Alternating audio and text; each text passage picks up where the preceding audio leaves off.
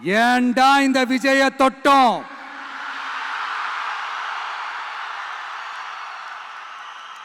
ஏண்டா விஜய் கூட இருக்கிற அந்த மக்களை தொட்டோம்? நினைச்சு நினைச்சு நினைச்சு ஃபீல் பண்ண போறீங்க. இப்ப கூட கரூரை பத்தி பேசுவேன்னு எதிர்பார்த்திருப்பாங்க. அதை நான் கொஞ்சம் அப்புறமா பேசுறேன். பட் இப்போ மக்கள் எல்லாரும் உங்களுக்கு தற்குறிகளா?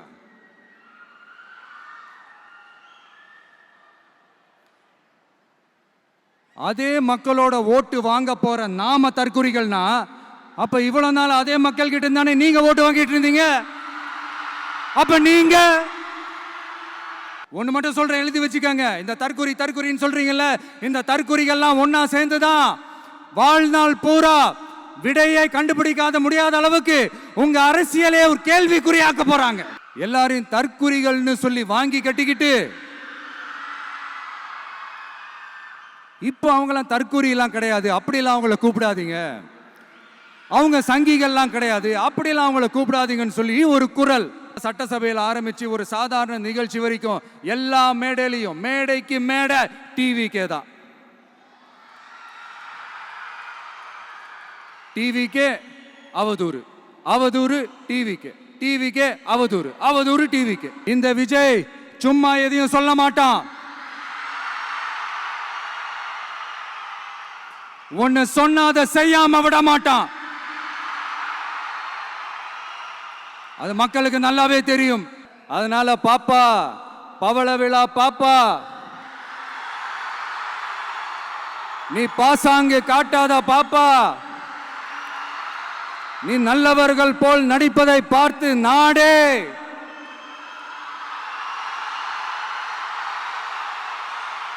அப்ப கூட பாத்தீங்கன்னா பாப்பான்றது ரொம்ப ஆசையா பாசமா சாஃப்டா தான் சொன்னோம். அதையே நீங்க அதிர்ச்சியா எடுத்துக்கிட்டீங்கன்னா அதுக்கு நாங்க என்ன பண்றது? அதையே நீங்க விமர்சனம்னு சொன்னீங்கன்னா நாங்க என்ன பண்றது? இன்னும் நாங்க விமர்சனம் செய்ய ஸ்டார்ட் பண்ணவே இல்லையே, இன்னும் நாங்க அடிக்க ஸ்டார்ட் பண்ணவே இல்லையே, அதுக்குள்ள அலர்னா எப்படி? குறி வைத்தால் தவற மாட்டேன், தவறுமானால் குறியே வைக்க மாட்டேன். தென்னாட்டு பெர்னாட் ஷா, பேரறிஞர் அண்ணா பிறந்த மண்ணில் எங்கள் பேரியக்கத்தின் அண்ணா வருகிறார் உங்களிடம் பேசுவதற்காக.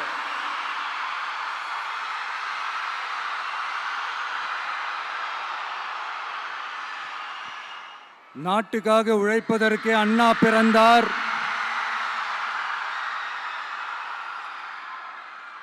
பொது நலத்தில் தானே நாள் முழுக்க கண்ணா இருந்தார் அப்படின்ட்டு எம்ஜிஆர் அவர்கள் ஒரு பாட்டு ஒன்று பாடியிருக்கிறாங்க, கேட்டிருப்பீங்க. அப்படிப்பட்ட நம்ம காஞ்சி தலைவர் அறிஞர் அண்ணா அவர்கள் பிறந்த மாவட்டம் தான் இந்த காஞ்சிபுரம் மாவட்டம்.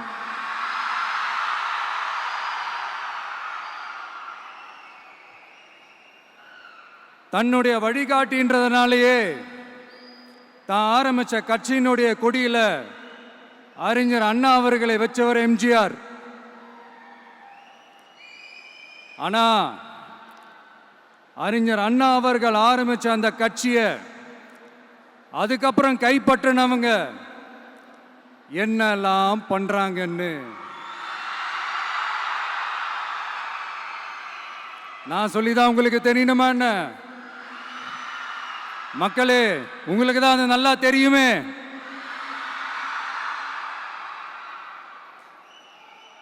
தனிப்பட்ட முறையில் எங்களுக்கும் அவங்களுக்கும் எந்த பிரச்சனையும் கிடையாதுங்க. எந்த வாய்க்கா வரப்பு தகராறுலாம் எதுவுமே கிடையாதுங்க. அப்படியே இருந்தாலும் அது நம்ம கண்டுக்கவே போறது இல்லைங்க. தனிப்பட்ட முறையில் அவங்களுக்கு வேணா நம்ம மேல வன்மத்தோட இருக்கலாங்க, ஆனா நாமெல்லாம் அப்படி கிடையவே கிடையாதுங்க. ஆனா உங்களை என்ன நம்ம எல்லாரையும் பொய் சொல்லி நம்ப வச்சு ஓட்டு போட வச்சு ஏமாத்தினாங்கல்ல,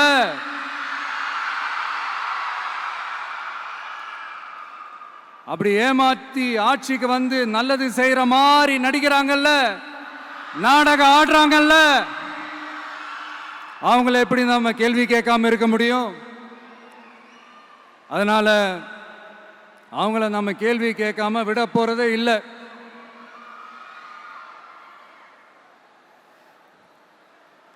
இதை ஏன் நான் காஞ்சிபுரம் மாவட்டத்தில் இருந்து நான் சொல்றேன்னா, தெரிஞ்சோ தெரியாமலோ இந்த மாவட்டத்துக்கும் நமக்கும் ஆட்டோமேட்டிக்காவே ஒரு கனெக்ஷன் ஒன்று ஏற்படுதுங்க.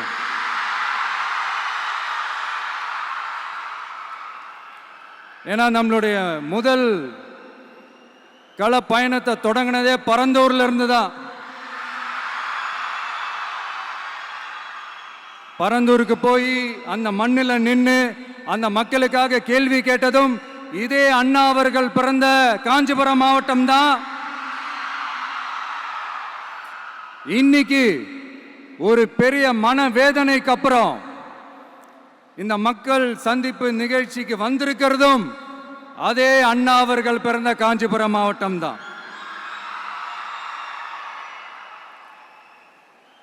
அதனால நமக்கு எல்லாமும் கொடுத்த நம்ம மக்களுக்காக எல்லா நல்லதையும் செய்யணும், அதுவும் சட்டப்பூர்வமாக செய்யணும், அங்கீகாரத்தோட செய்யணும், அதிகாரப்பூர்வமாக செய்யணும், ஒட்டுமொத்த தமிழ்நாட்டு மக்களுக்கும் செய்யணும், ஒரே மாதிரி செய்யணும், ஒரே எண்ணத்தோட செய்யணும்.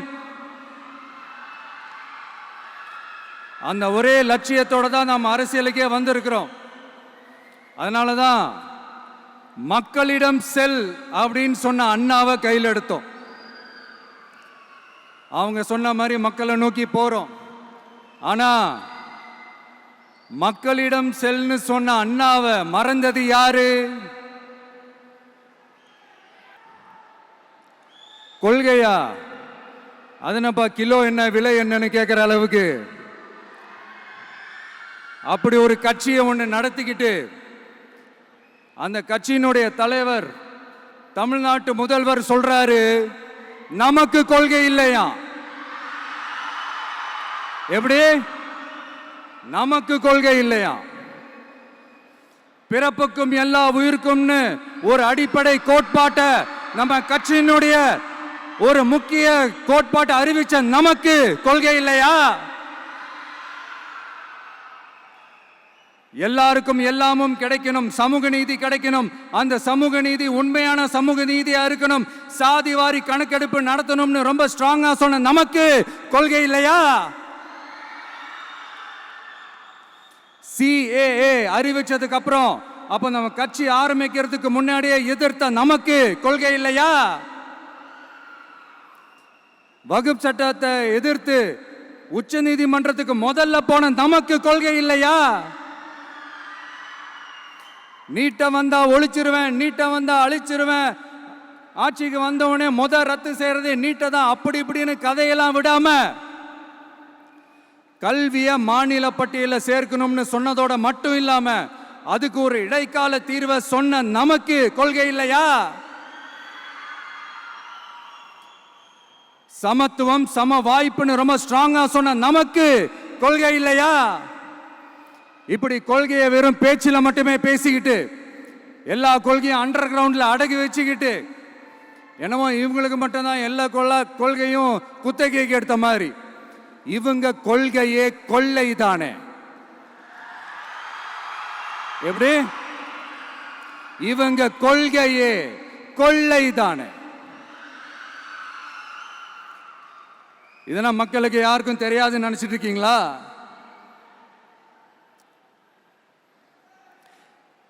எங்க கட்சி ஒன்றும் சங்கரமணம் இல்லைன்னு சொன்னது யாரு? யார் சொன்னாங்க? ஏன் சொன்னாங்க? எதுக்கு சொன்னாங்க? இப்போ உங்க கட்சியில என்ன நடந்துகிட்டு இருக்குது அதையும் கொஞ்சம் யோசிச்சு பாருங்க, இதையும் கொஞ்சம் யோசிச்சு பாருங்க. அதனால பாப்பா, பவள விழா பாப்பா, நீ பாசாங்கு காட்டாத பாப்பா, நீ நல்லவர்கள் போல் நடிப்பதை பார்த்து நாடே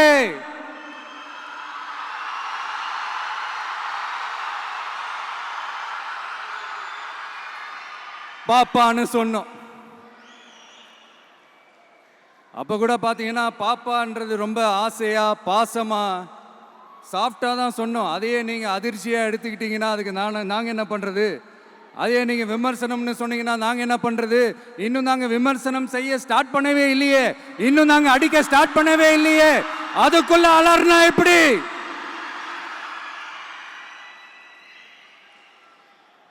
அதனால உங்க அரசவை புலவர்கள் யாராவது இருந்தாங்கன்னா கர்ச்சீஃப் எடுத்து அவங்க கண்ணீரை துடைத்து விடுங்கள்.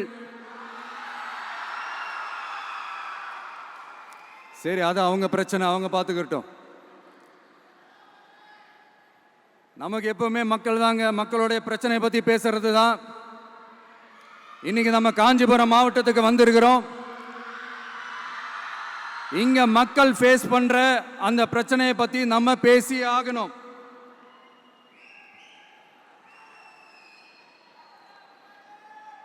இந்த காஞ்சி மண்ணை வாழ வைக்கிற ஜீவ நதி பாலாறு, உயிர் நதி பாலாறு.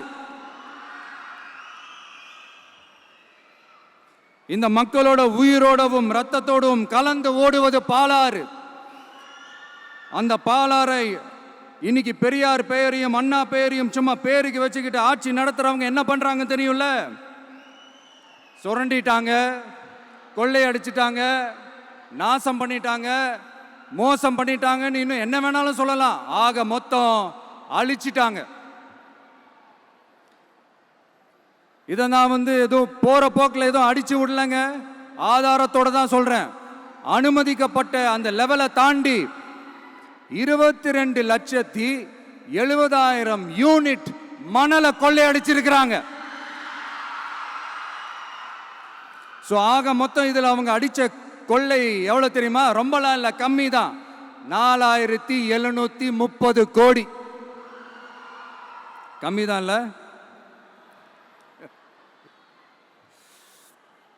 இதுக்கெல்லாம் அவங்க ஆதாரம்லாம் கேட்க முடியாது. ஏன்னா இந்த ஆதாரம்லாம் ஆல்ரெடி கோர்ட்ல இருக்குது, அமலாக்கத்துறை டிபார்ட்மெண்ட்ல இருக்குது. அந்த டிபார்ட்மெண்ட்ல வேலை செஞ்ச சில நல்லவர்கள் அவங்க அடிச்ச அந்த கொள்ளையெல்லாம் தாங்க முடியாம வெளியில சொன்ன அந்த ஆதாரங்கள் இதெல்லாம் சம்பந்தப்பட்டவங்களுக்கு இன்னும் நல்லாவே தெரியும். அதனால இது சம்பந்தமா ஆதாரங்களை கொடுலாம் அவங்க கேட்க முடியாது.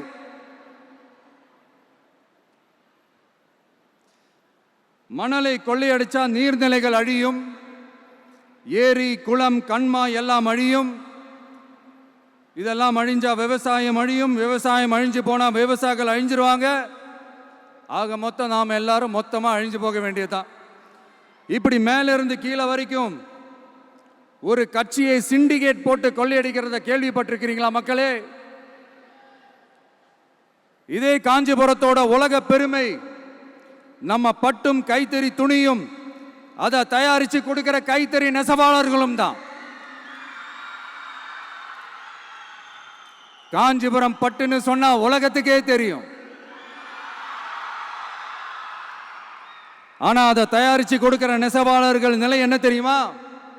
வறுமை, துன்பம், கந்துவட்டி கொடுமை. பட்டு கைத்தறிக்கு கூட்டுறவு சங்கங்கள் இருக்கு, பருத்தி கைத்தறிக்கும் கூட்டுறவு சங்கங்கள் இருக்கு. சுமார் 40,000 பேர் அதில் உறுப்பினர்களா இருக்கிறாங்க. அது போக சாய தொழில், தறிப்பட்டறை தொழில் இதை நம்பி 40,000 குடும்பங்கள் இருக்கு. ஆனா அவங்களோட ஒரு நாள் கூலி எவ்வளவு தெரியுமா? வெறும் 500 ரூபா தான். அதை கொஞ்சம் அதிகப்படுத்தி கொடுங்கன்னு போராடி போராடி பார்த்து ஒன்றும் நடக்கல. இதோட அவங்க கஷ்டம் முடிஞ்சுதா? வடகிழக்கு பருவமழை அந்த 500 ரூபா கூலிக்கு வேட்டு வச்சிடுச்சு. எப்படி விவசாயிகள் டெல்டா மாவட்டங்களில் மழையால பாதிக்கப்பட்டாங்களோ அவங்கள கண்டுக்காம எப்படி இந்த அரசாங்கம் கைவிட்டுடுச்சோ அதே மாதிரி தான் நம்ம கைத்தறி நெசவாளர்களும் மழையால பாதிக்கப்பட்டிருக்கிறாங்க. அடுத்து இந்த காஞ்சிபுரம் மாவட்டத்தோட பஸ் ஸ்டாண்டு 60 வருஷத்துக்கு முன்னாடி கட்டினதான். அண்ணா அவர்கள் ஆட்சிக்கு வந்தப்போ கட்டியிருப்பாங்க போல. அது இன்னும் புதுப்பிக்க கூட முடியாம கேட்டா என்ன சொல்லுவாங்க? அந்த லேண்டு கேஸில் இருக்குது. இல்லை, நான் கேட்குறேன், ஒரு கவர்மெண்ட்னால வேற ஒரு நல்ல இடத்தை தேர்வு செஞ்சு ஒரு பஸ் ஸ்டாண்ட் கட்டி தர முடியாதா?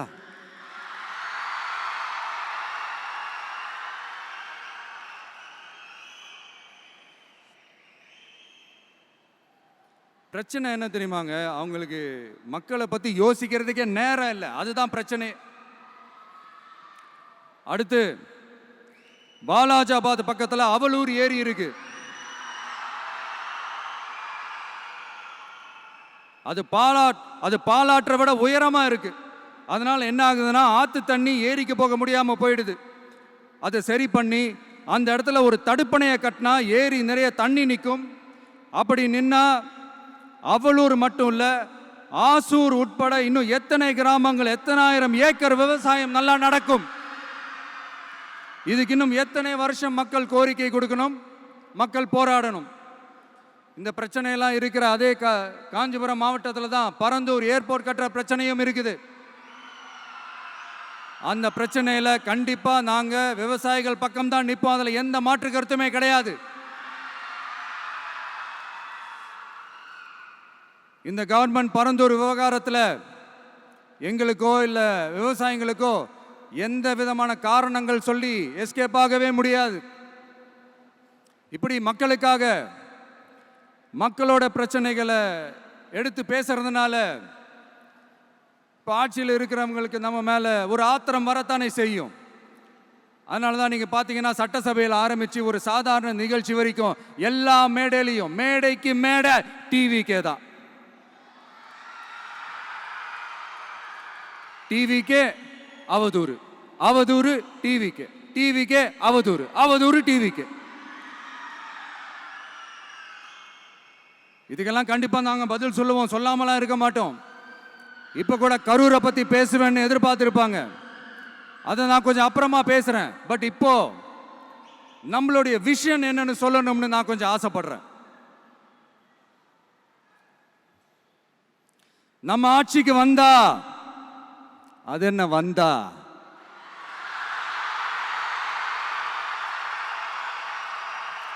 வருவோம்.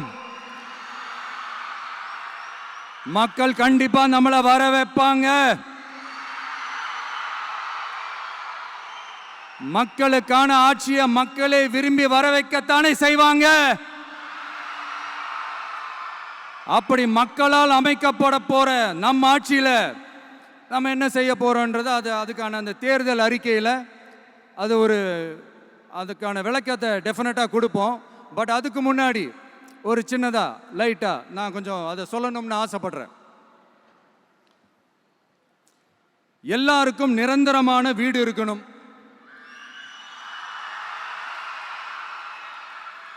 ஒவ்வொரு வீட்டுக்கும் ஒரு மோட்டார் சைக்கிள் வாகனம் உறுதியா இருக்கணும். காரும் தான் லட்சியம். அதுக்கான வசதி வாய்ப்பை உருவாக்குற அளவுக்கு பொருளாதார வளர்ச்சிக்கு வழியை உண்டாக்கணும். ஒவ்வொரு வீட்டில் இருக்கிற ஒவ்வொருத்தரும் மினிமம் டிகிரி படிச்சிருக்கணும்.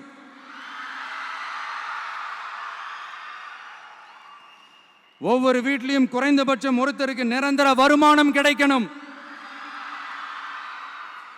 அதுக்கான வேலை வாய்ப்பை உருவாக்கணும். அதுக்கு தகுந்த மாதிரி கல்வியில பாடத்திட்டத்தில் சீர்திருத்தம் செய்யணும். கவர்மெண்ட் ஹாஸ்பிட்டல்ஸுக்கு மக்கள் எல்லாரும் பயம் இல்லாம நம்பி போற மாதிரி மாத்தணும். பருவமழை காலத்தில் ஏற்படுற வெள்ளத்தால ஊரும் சரி, மக்களும் சரி, விவசாயமும் சரி பாதிக்கப்படாமல் இருக்கணும். அதுக்கு 4000 கோடி திட்டம்னு ஒரு உருட்டுனாங்களே, அந்த மாதிரிலாம் எதுவும் இல்லாம உண்மையான ஒரு பாதுகாப்பு திட்டத்தை உருவாக்கணும்.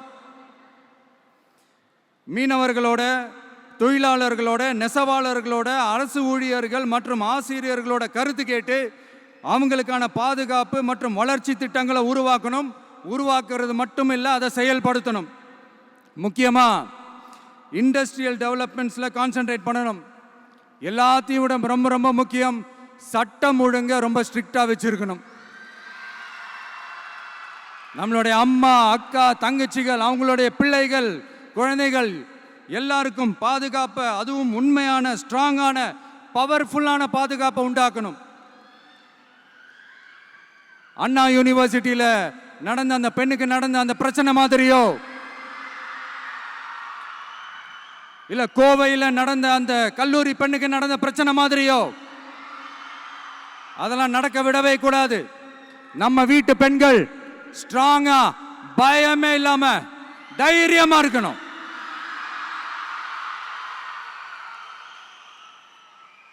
இதை எப்படி செயல்படுத்த போறோன்றது முன்னாடி சொன்ன மாதிரி நம்மளுடைய தேர்தல் அறிக்கையில் அதுக்கான விளக்கத்தை ரொம்ப டீட்டெயில்டாக கொடுப்போம். நான் சும்மா மற்றவங்க மாதிரி அவங்கள மாதிரி எல்லாத்தையும் அடித்து விட்டுட்டு ஏமாத்துற வேலையெல்லாம் இங்கே கிடையாது நம்ம கிட்ட. நான் மறுபடியும் சொல்றேன், நம்ம அரசியலுக்கு வந்தது உங்களுக்கு நல்லது நல்லது நல்லது மட்டுமே செய்யறது தான். எங்களுக்கு வேற எந்த அஜெண்டாவும் கிடையாது. அதனால தான் பார்த்தீங்கன்னா கொள்கை எதிரி யாரு, அரசியல் எதிரி யாருன்னு திட்டவட்டமாக சொல்லிட்டு அது வெளியே சொல்லிட்டு களத்துக்கு வந்திருக்கிறோம். அதில் எந்த விதமான குழப்பமோ எந்த விதமான ஊசலாட்டமோ எதுவுமே இருக்க போறதில்ல. இந்த விஜய் சும்மா எதையும் சொல்ல மாட்டான். ஒன்னு சொன்னா அதை செய்யாம விட மாட்டான். அது மக்களுக்கு நல்லாவே தெரியும். அப்புறம் ஒரு அதிசயம் சொல்ல முடியாது, இது ஒரு கண்டுபிடிக்க முடியாத ஒரு உண்மைன்னு சொல்லலாம். அது என்னப்பா, அது தற்குறியா?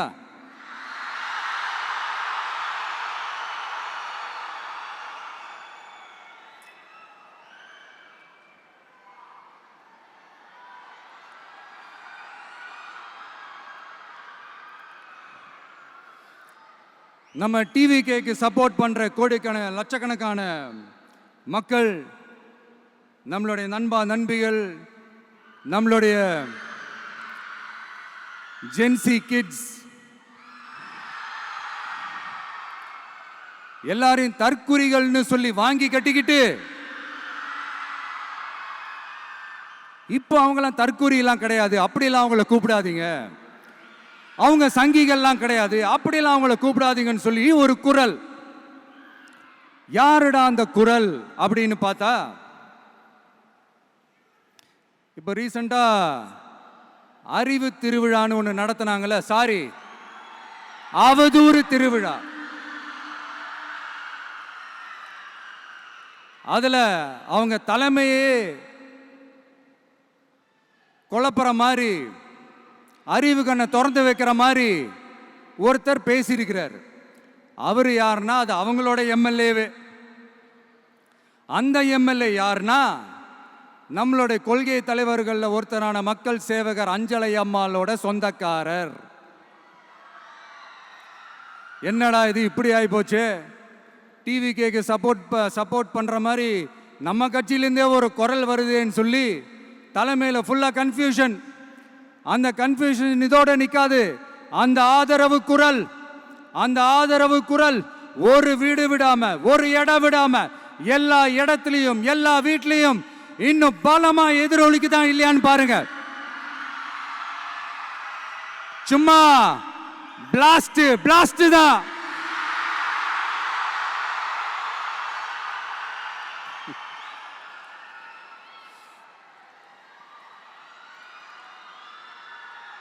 இது இன்னைக்கு நேத்தெல்லாம் நடக்கலைங்க, 1972 நடந்து முடிஞ்சிருச்சு. எப்போ எம்ஜிஆர் அவர்கள் கட்சி ஆரம்பிச்சாங்களோ அப்பவே அது ஒரு கூத்தாடி கட்சி. எப்போ எம்ஜிஆர் அவர்களுக்கு பின்னாடி அத்தனை மக்கள் திரண்டு நின்னாங்களோ அப்பவே அது ஒரு கூத்தாடி கும்பல். நடிகர் கட்சின்னு சொன்ன ஒருத்தர் அதுக்கப்புறம் எம்ஜிஆர் கூடயே போய் சேர்ந்துட்டாரு. இன்னொருத்தர் இவரெல்லாம் ஒரு ரவுண்டு தாங்க வருவார், ரெண்டாவது ரவுண்ட்லாம் காணாம போயிடுவார்னு சொல்ல இன்னொருத்தர் அதுக்கப்புறம் போய் எம்ஜிஆர் கிட்டே போய் சேர்ந்துட்டார். ஸோ இந்த மாதிரி இவங்க ரெண்டு பேர் மட்டும் இல்லை, ஒட்டுமொத்த தமிழ்நாட்டு மக்களும் எம்ஜிஆர் அவர்கள் கூட தானே போய் சேர்ந்தாங்க.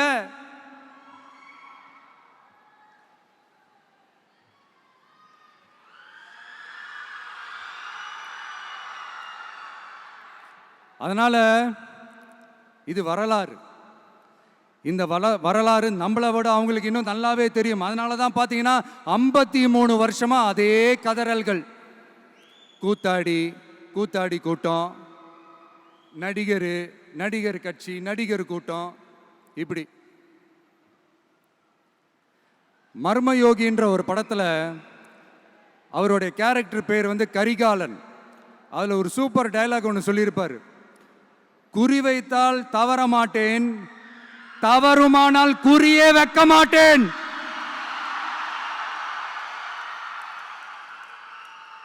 இதெல்லாம் யாருக்கு சொல்றோம், எதுக்கு சொல்றோம்னு புரிய வேண்டியவங்களுக்கு புரிஞ்சா நல்லா இருக்கும். ஏண்டா இந்த விஜய தொட்டோம்?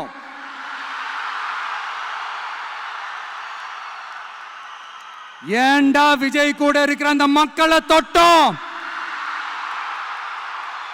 நினைச்சு நினைச்சு நினைச்சு ஃபீல் பண்ண போறீங்க.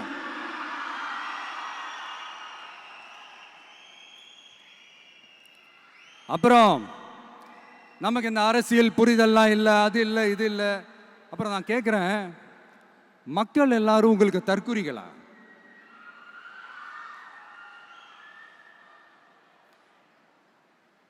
அதே மக்களோட ஓட்டு வாங்க போற நாம தற்குறிகள்னா, அப்ப இவ்வளவு நாள் அதே மக்கள் கிட்ட இருந்தானே நீங்க ஓட்டு வாங்கிட்டு இருந்தீங்க.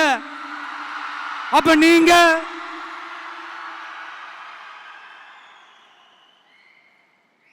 அந்த மக்களுக்கு நீங்க காட்டுற மரியாதையும் நன்றியும் இதுதானா?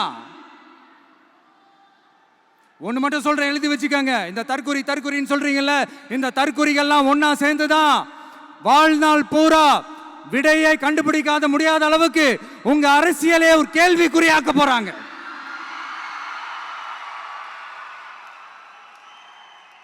இவங்கெல்லாம் யாரும் இங்க தற்குறிகள்லாம் கிடையாது. இவங்க எல்லாரும் தமிழ்நாட்டு அரசியலோட ஆச்சரியக்குறி. இவங்க எல்லாரும் தமிழ்நாட்டு அரசியலோட அந்த மாற்றத்திற்கான அறிகுறி. சும்மா லாஜிக்கே இல்லாம தற்குறி தற்குறி.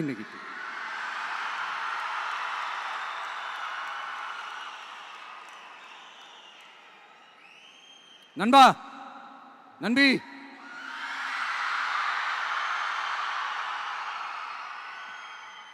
எல்லா மேடையிலும் ரிப்பீட்டடா ஒரு விஷயம் நான் சொல்லுவேன்ல, இப்ப நீங்க சொல்லுங்க. ஒண்ணு, இன்னொன்னு, ரிப்பீட். ஒண்ணு, இன்னொன்னு. இந்த போட்டி எப்படி இருக்க போகுதுன்னா, மக்களோட மக்களா நிக்கிற நமக்காக மக்களே டிசைட் பண்ணி போறாங்க. My dear sir, my dear uncle,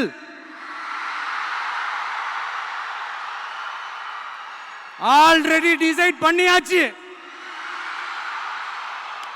கான்பிடென்டா இருக்க மக்களே, நல்லதே நடக்கும், வெற்றி நிச்சயம். மீண்டும் சந்திக்கும் வரை நன்றி, வணக்கம். வெளியில போக பர்மிஷன் கிடைச்சவொன்னே கூடிய சீக்கிரம் வெளியில வருவோம். அதனால தான் இப்படி ஒரு ஏற்பாடு. எல்லாரும் இருந்து சாப்பிட்டு போகணும்.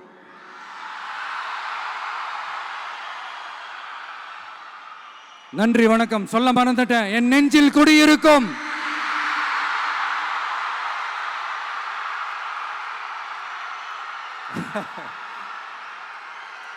Sorry, slip my mind. Thank you, thank you. மீண்டும் சந்திக்கும் வரை நன்றி, வணக்கம்.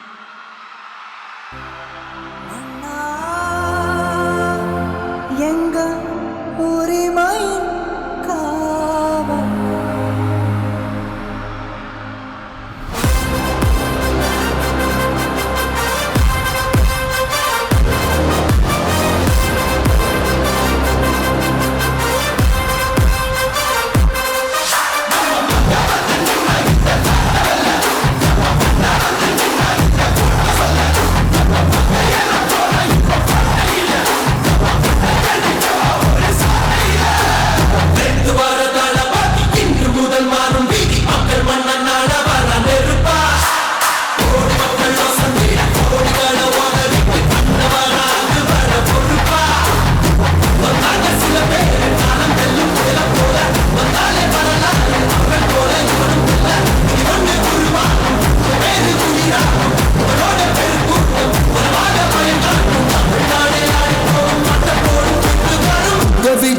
விஜய் உயிரன வரனா,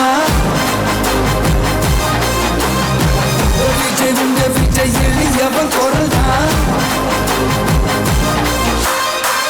விஜய் உங்க விஜய் தனியால் இல்ல கடல்னா, விஜய் உங்க விஜய் எளியவன் குரல்னா, விஜய் உங்க விஜய் தனியால் இல்ல கடல்னா.